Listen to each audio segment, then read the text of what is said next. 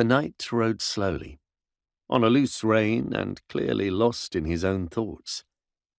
A frown drew his brows together as though they might whisper secretively of what was going on in his mind, but he looked otherwise impassive.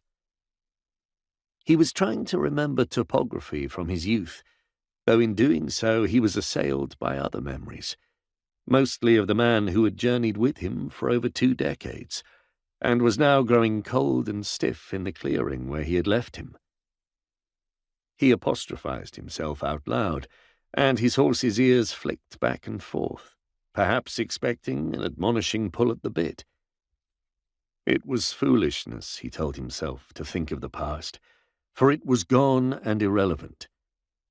What lay ahead was the future, and one that had more purpose than any in the years of exile. To achieve that, he must follow his plan in every detail, but one doubt remained.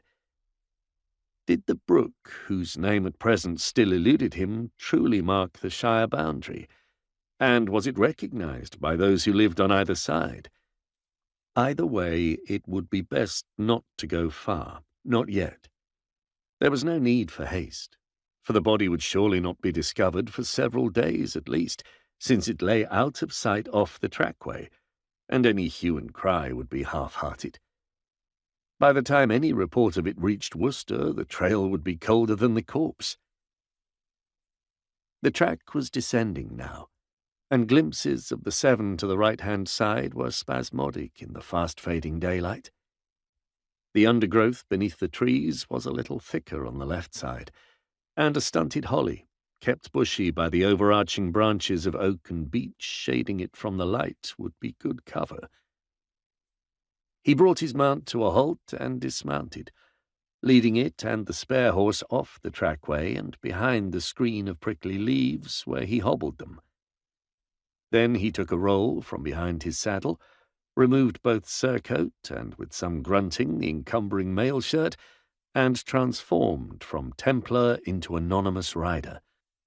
It was a perfectly good place to make camp for the night, so he scuffed an area bare with his boot and gathered bark and twigs for a small fire.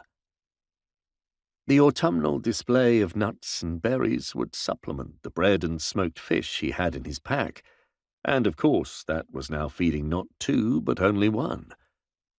When later he slept, his dreams would not be haunted by ghosts of his own making.